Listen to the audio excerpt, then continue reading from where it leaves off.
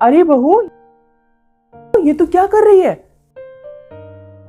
मैंने तुझसे कितनी बार कहा है बेटा कि झुक के काम मत किया कर, और तू झाड़ू लगा रही है। ला इधर, ला झाड़ू। अरे माँ जी, अगर मैं नहीं झाड़ू लगाऊंगी तो कौन झाड़ू लगाएगा? तू चिंता मत कर बेटा, मैंने झाड़ू पोछा वाली लगवा ली है, बस अभी आती ही होगी। लेकिन माँ जी, अभी इतना बड़ा खर्चा तो आने वाला है,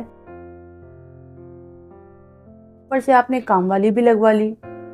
कैसे मैनेज हो पाएगा ये सब माँ जी? सब मैनेज हो जाएगा बेटा, तू चिंता मत कर। अरे मेरे घर नन्हा मेहमान आने वाला है, मेरे घर का चिराग। मैं कोई भी रिस्क नहीं ले सकती किसी भी तरह का। और वैसे भी बेटा, मैंने काम वाली सिर्फ 6 महीने के लिए लगवाई है, उसके बाद तू ही करना झाड़ू पोछा। लेकिन तब तक तू आराम कर।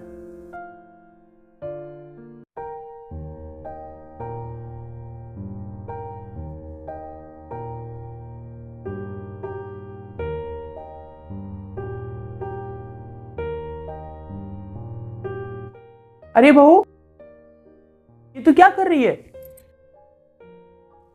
रख दीवार नीचे। अभी मैं सार्थक से करवा लूंगी। सार्थक, इधर आ बेटा, जरा आके अपनी भाभी की मदद तो कर। बेटा ये काम कभी मत करना।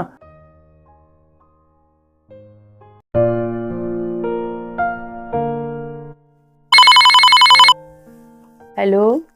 हाँ माँ। कैसी तबीयत है तेरी बेटा? तबीयत ठीक है माँ, बस बीच बीच में थोड़ी कमजोरी और थकान लगने लगती है। कमजोरी? अरे तू क्यों काम करती है बेटा सारा दिन? चुपचाप आराम किया कर, अपने कमरे में जाकर करने दे अपनी सासू नंद को घर के सारे काम। माँ कैसी बात करती हो तुम? अगर मैं सारे दिन आराम करूंगी तो मेरी डिलीवरी नॉर्मल नहीं हो पाएंगी। डॉक्टर ने मुझसे कह रखा है माँ कि आप जितना दिन भर एक्टिव रहेंगी ना, आपकी नॉर्मल डिलीवरी के चांसेस उतने ही ज्यादा हैं। और रही बात सास और नंद की, तो माँ वो दोनों मेरा आगे से आगे ध्यान रखती हैं, मेरी हर एक जरूरत। माँ जी ने तो काम वाली भी लगवा ली है 6 महीने के लिए, ताकि मेरे ऊपर काम का ज्यादा लोड ना पड़े। और मेरी छोटी मोटी जरूरतों के लिए देवर जी भी मेरी हेल्प करते रहते हैं। और मम्मी दिन भर उनसे कहती रहती हैं कि अपनी भाभी की हेल्प करो जाके। सच कहूँ तो माँ, मुझे यहाँ बिल्कुल मायके जैसी फीलिंग आती। भगवान ऐसी ससुराल और ऐसे ससुराल वाले सबको दे। अरे तो काम वाली लगवा ली है तो कौन सा इतना बड़ा काम कर दिया है? अपने पोते के लालच में ही तो लगवाया है उन्होंने। माँ, भले ही आप मेरी माँ हैं, लेकिन आपकी सोच मेरी सास की सोच से बहुत खराब है। और आपकी ये जो बहुओं के प्रति सोच है ना, शायद इसी की वजह से आज भैया भाभी आपसे दूर रह रहे हैं। आपको याद है आपने भाभी की प्रेगनेंसी पीरियड में भाभी के साथ कितना गलत व्यवहार किया था? इसीलिए उनके 2 मिसकैरेज भी हो गए थे। आपने उनको बिल्कुल भी आराम करने नहीं दिया था। और मैंने आपको उस वक्त ये सारी बातें समझाई भी थी कि माँ आप गलत कर रही हैं, लेकिन आपने मेरी एक ना सुनी। आपको सास बनने का बड़ा शौक था।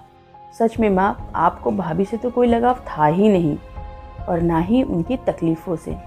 शायद आपके इसी व्यवहार की वजह से भाभी ने भैया को सारी बातें बताई, और भैया भाभी को लेकर आपसे अलग।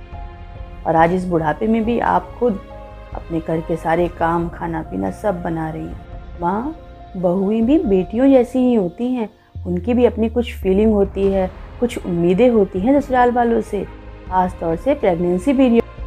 उन्हें भी प्यार और ममता की ज़रूरत होती है, जैसे हम बेटियों को होती है। लेकिन आपने मेरी एक ना सुनी, और अपनी अकड़ की वजह से देख लीजिए, पोता पोती बेटा बहू होने के बावजूद आप अकेले रह रही हैं। हाँ बेटा, शायद तू ठीक ही कह रही है।